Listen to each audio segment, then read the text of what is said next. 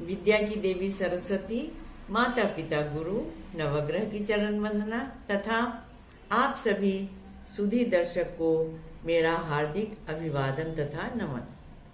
आज श्रावणी पूर्णिमा है, रक्षाबंधन है, इसकी आप सबको आशीष बधाई। हमने आपसे पहले बात की शंकर जी के लिए, अब आज इसी कड़ी में हम आपसे फिर बात करने वाले हैं। मूलम धर्म तरोर विवेक जलधे पूर्णेन्दुमानंददम वैराग्याम्बुज भास्करम ह्यगगन ध्वांतापहम तापहम मोहाम्भोधर पूग पाटन विधौ स्वसंभवम शंकरम वंदे ब्रह्म कुलंकलंक शमनम श्रीराम भूप प्रियम। जो धर्म के मूल हैं तथा जो विवेक बुद्धि होती है उसके जो करता है, आपको बताया था मैंने पहले कि शंकर जी के सिर पे अर्धचंद्र, लेकिन पूर्णिमा आते आते पूर्ण चंद्र हो गया। ज्ञान की जो गरिमा है, ज्ञान की जो गुरुता है, उसको प्राप्त करके वो जो ज्ञान रूपी सागर है उसके वो देवता हैं। वैराग्य रूपी कमल, क्योंकि ज्ञान से ही वैराग्य होता है। जब तक ज्ञान न हो जाए तब तक वैराग्य नहीं हो सकता। वैराग्य क्या कि सभी प्रकार के चीजों को जान करके, सभी ज्ञान को प्राप्त करके, और फिर जो वैराग्य होता है मतलब क्या, निर्लिप्तता। संसार में रह करके भी और तब भी अगर निर्लिप्त रहे, नलिनी दलमिव सलिलम तरनम पद्म पत्र मिवाम्भसी, जैसे कमल के पत्ते पे पानी की बूंद आ जाती है और वो चली जाती है, उसी प्रकार से जो वैराग्य जब उत्पन्न होता है तो वो फिर सब समाप्त हो जाता है। वैराग्य रूपी कमल को विकसित करने वाले सूर्य हैं। इसके साथ ही पाप रूपी जो घोर अंधकार है उसको निश्चय ही समाप्त करते हैं, तीनों ताप को। तीन ताप कौन कौन से?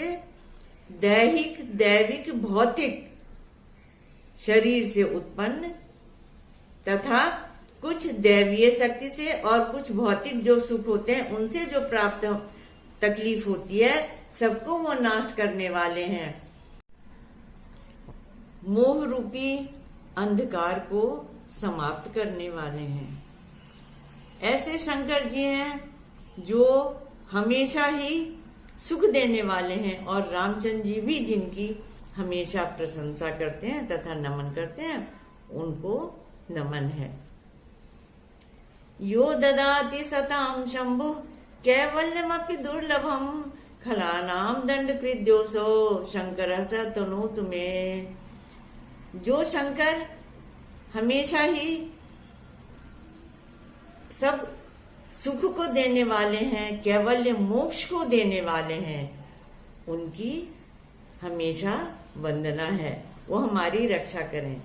इसके साथ ही पंचवक्त्रो दशभुजा शुद्ध स्फटिक समनिव वर्ण ब्रह्म कला देहो देव सबल निष्कल है। ऐसे शंकर जी जिनके की 5 मुख हैं।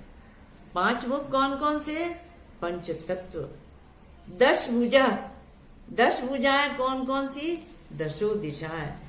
10 दिशा कौन से हैं आपको मैंने पहले भी बताया, पूरब, पश्चिम, उत्तर, दक्षिण और चारों कोण। इसके साथ ही आकाश और पाताल, सब जगह पे उनका ही वास है, सब उनके ही अंदर है, सबको वो देखते रहते हैं। और उनकी जो अंग की कांति है एकदम शुद्ध स्फटिक की तरह से है, निर्मल वर्ण है। आपको तो ये भी मालूम है, जब आरती होती है, कर्पूर गौरम करुणावतारम संसार सारम भुजगेंद्रहारम सदा वसंतम हृदयार विंदे भवम भवानी सहितम नमामि। हर जगह उनका जो वर्ण है गौर बताया गया है, एकदम शुद्ध स्फटिक और कर्पूर की तरह से उनका वर्ण गौर है।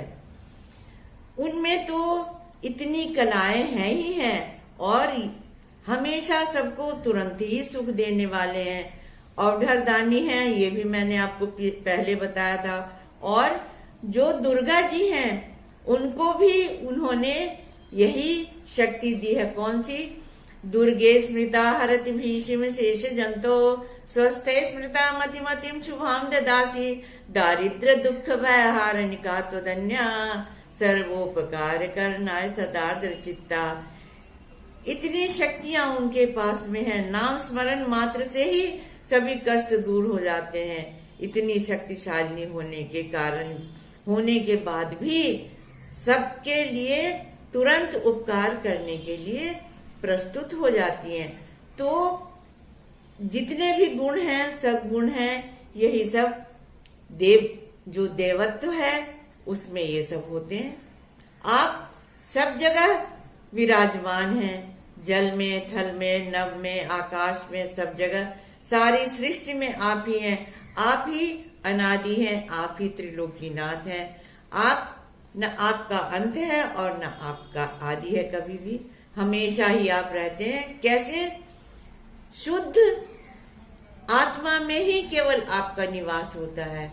जो जितनी भी सात्विक शक्तियां हैं, वैसे तो आपने तीनों शक्तियों को धारण करके रखा है। जो आप त्रिनेत्र हैं, जो तीसरी आंख है, जो कि ललाट के बीच में है, जब आप क्रोध में आते हैं, तांडव करते हैं, तो वो तमोगुण हो जाता है। उस समय पर आप अपने क्रोध का प्रदर्शन करते हैं कि जितनी भी बुराई हैं उनको नष्ट करें। फिर एक आंख आपकी रजोगुण है और एक आंख आपका सतोगुण है। तो तीनों ही गुण आप में ही व्याप्त हैं, आप ही से निकलते हैं और आप में ही समाहित हो जाते हैं। आप अपने तीसरे नेत्र को, जो आपके कपाल के बीच में है, उसको आप हमेशा बंद रखते हैं। अर्थात अपने क्रोध पे आप हमेशा ही कंट्रोल, नियंत्रण करके रखते हैं। कभी भी आप ऐसा नहीं करते कि हर समय वो खुला हुआ है। तो उनकी जो शक्तियां हैं, उन सब शक्तियों को लें, उनके जो सद्गुण हैं वो लें। ज्ञान जो मैंने आपको बताया कि मनन करने का महीना है आषाढ़ के बाद में, और जो अर्धचंद्र से लेकर के पूर्ण चंद्र तक होता है, मननशीलता रखें, ज्ञान को बढ़ाते रहें, आगे बढ़ते रहें, सभी त्योहार को मनाते रहें। अभी तो 15 अगस्त भी आ रहा है, उसकी भी बहुत बधाइयां आपको, और हमेशा आप प्रसन्न रहें, कार्यक्रम को देखें, इसके साथ ही सब्सक्राइब करते रहें। फिर मैं आपसे नए वीडियो के साथ मिलूंगी, तब तक के लिए नमस्कार।